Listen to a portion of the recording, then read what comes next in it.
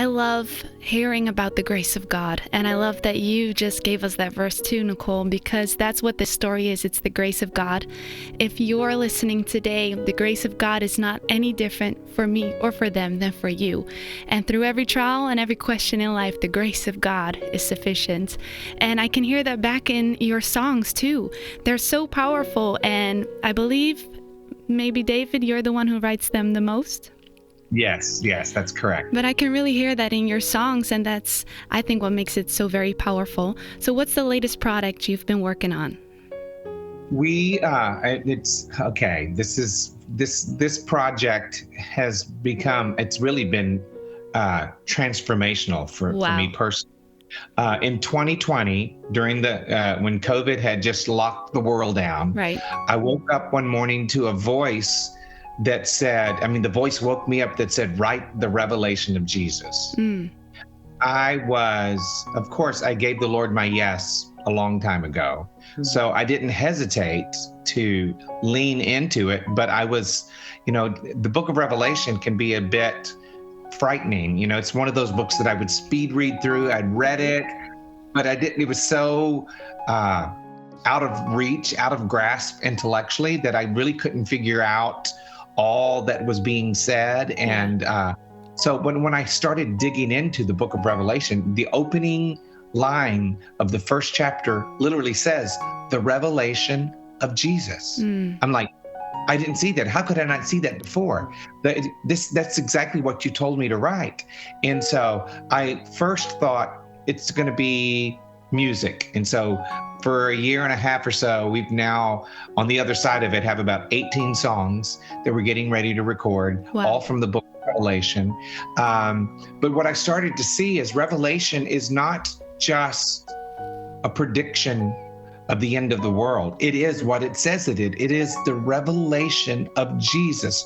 We see John shows us the kind of encounters a man can have with God. It didn't just happen for John's sake. John was showing us what is available, the kind of encounters we can have with him, because he still speaks. He still invites us to come up higher. He still, the message was not to John, it was through John.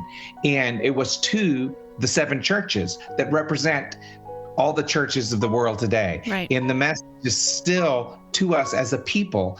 And so God is still speaking. The invitation is still extended to us. He wants to show us how to stay faithful when tribulation comes, just how to stay faithful to him, even in the midst of trying times. And so the timing that God spoke and then all of the writing, and then in the process, I was asked to write a book to accompany. So I'm wrapping up the book.